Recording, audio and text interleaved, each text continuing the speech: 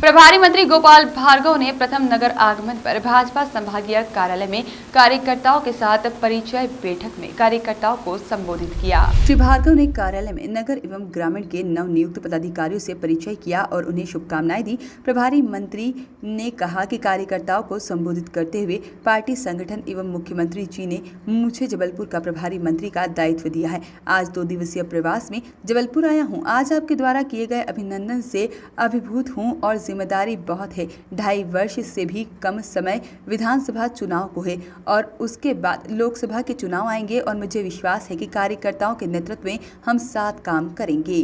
Media से चर्चा करते हुए उन्होंने कहा कि प्रदेश में हमारी सरकार तेजी से वैक्सीनेशन करवा रही है और इसलिए लगातार कार्य कर रहे हैं और यदि कोई अनहोनी होती है तो उसके लिए भी सरकार पूरी तरह से तैयार है। पार्टी कार्यालय में संभागीय कार्यालय में नगर एवं ग्रामीण के पदाधिकारी एवं कार्यकर्ताओं ने उनका स्वागत किया।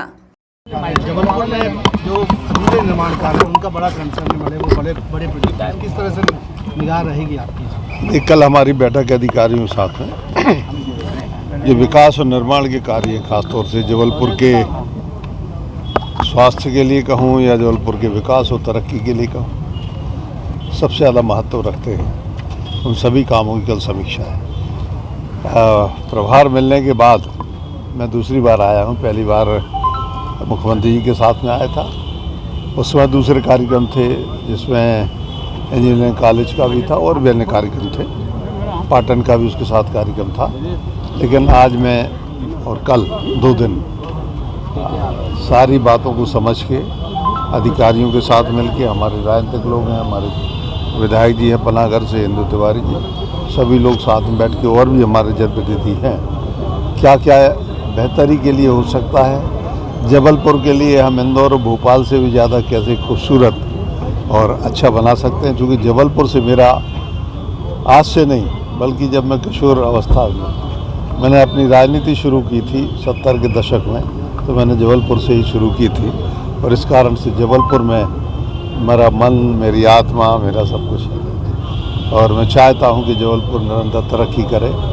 अभी लगभग 2.5 वर्ष जो हमारी सरकार के हैं, इन वर्षों में मेरा प्रयास होगा कि जबलपुर को हम प्रदेश के 1 नंबर शहर के रूप में लाएं। महापौरों का जो चुनाव होना है, अप्रत्यक्ष निर्वाचन की ओर सरकार कदम बढ़ा रही है, तो विपक्ष में रहते हुए विरोध किया। अब इसके बारे में स्पष्ट रूप से शासन ने कुछ तय नहीं किया है, कुछ समय के बाद स्थिति स्पष्ट हो जाएगी। कोरोना की तीसरी लहर है, कल हाईकोर्ट ने कहा है कि सरकार इसके सख्ती से पालन करे। जो तैयारियां हैं, जो बेड है, वेंटिलेटर है, सिर्फ मध्य प्रदेश के 14 जिले ऐसे हैं जहां पर अभी सिटी स्कैन मशीनें बाकी हैं। ये बात आप सही कह रहे हैं। सिटी स्कैन के लिए भी आदेश दे दिए गए हैं और मुझे जहाँ तक जानकारी है, हालांकि इसका उत्तर स्वास्थ्य विभाग प्रामाणिक रूप से दे सकेगा, लेकिन प्रत्येक जिले में सिटी स्कैन मशीन के लिए स्थापित करने के आदेश दे दिए गए हैं। प्रत्येक जिला अस्पताल में, CHC में, PHC में, सभी में ऑक्सीजन के जो प्लांट हैं वो भी लगाने का काम शुरू। PWD का जो पार्ट था वो हमने उसके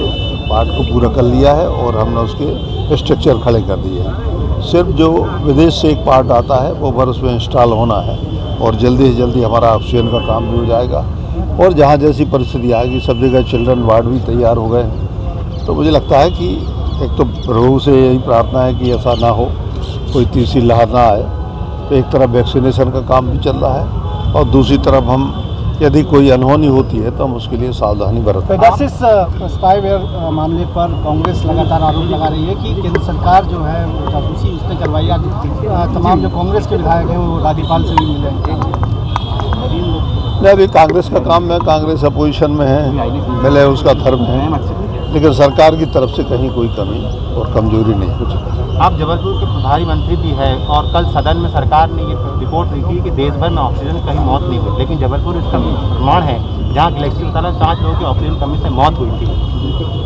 देखिए, जो हॉस्पिटल्स होते हैं, गवर्नमेंट हॉस्पिटल हो चाहे प्राइवेट हॉस्पिटल हो, जब इस बात को सर्टिफाइड करते हैं कि हमारे यहाँ कोई मौत ऑक्सीजन के न होने के कारण से, पेशेंट के लिए ऑक्सीजन की पूर्ति नहीं हो पाई, इस कारण से हुई है, जब इस प्रकार का कोई रिकॉर्ड है, जहाँ तक मैं कह सकता हूँ, चूँकि मैं भारत सरकार का प्रवक्ता नहीं हूँ, लेकिन मैं इतना कह सकता हूँ शायद किसी राज्य ने नहीं दिया होगा। उसमें सभी दलों की शासित सरकार है, सभी राज्यों में, तो हो सकता है कि इसी कारण से ये रिकॉर्ड मिला हो और जो उपलब्ध रिकॉर्ड है उसके आधार पर संसद में वक्तव्य दिया गया।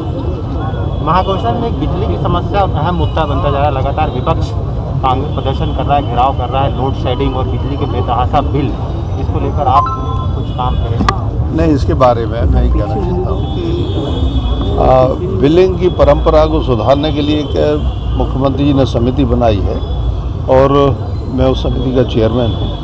मैं आपको बताना चाहता हूँ कि हम लोगों को बिजली के मामले दुरुस्त करने के लिए बिजली के बिल आए, रीजनेबल बिल आए, प्रामाणिक बिल आए, इसके साथ में 100% मीटरिंग हो और सिस्टम ऐसा हो कि मीटर के साथ में छेड़छाड़ नहीं हो, नंबर एक। दूसरी बात, बहुत हैवी सब्सिडी मध्य प्रदेश में सभी वर्गों के लिए दी जाती है।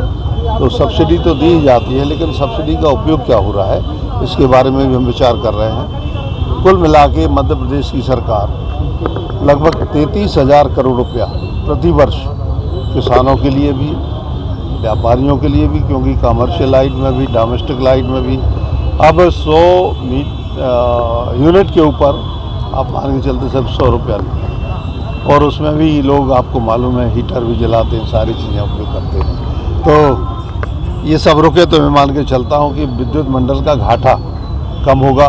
पारेषण में जो हानि होती है, ट्रांसमिशन लॉस जो होता है, थेफ्ट जो होती है, चोरी जो होती है, इस सब को यदि हमने रोक लिया तो बिजली के बिल भी कम आएंगे और बिजली की दरें भी रीजनेबल रहेंगी।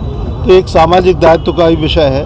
सरकार का जो काम है सरकार करेगी और जनता का जो काम है जनता यदि सहयोग करेगी तो निश्चित रूप से हम। फ्लाई ओवर जो बन रहा है जबलपुर, उसकी प्रोग्रेस रिपोर्ट अभी तक कहाँ पहुँची है? प्रोग्रेस अच्छी। कल मैंने जो फ्लाईओवर बन रहा है जबलपुर का, बहुत ही महत्वाकांक्षी हमारा प्रकल्प है वो, और मैं मान के चलता हूँ, जहाँ तक मुझे आज जानकारी है कि त्वरित गति से उसका काम चल रहा है। कल मैंने एक पावर प्रेजेंटेशन उसका रखा है, तो सारी बातों को मैं समझने के बाद आवश्यक होगा तो मैं दौरे भी करूँगा, उसका निरीक्षण भी करूँगा और यदि कहीं कोई लोगों के सुझाव की आवश्यकता होगी तो सुझाव भी आमंत्रित करके और उन पर क्रिया। वॉइस ऑफ राइट्स के लिए जबलपुर से आशीष वात्रे की रिपोर्ट।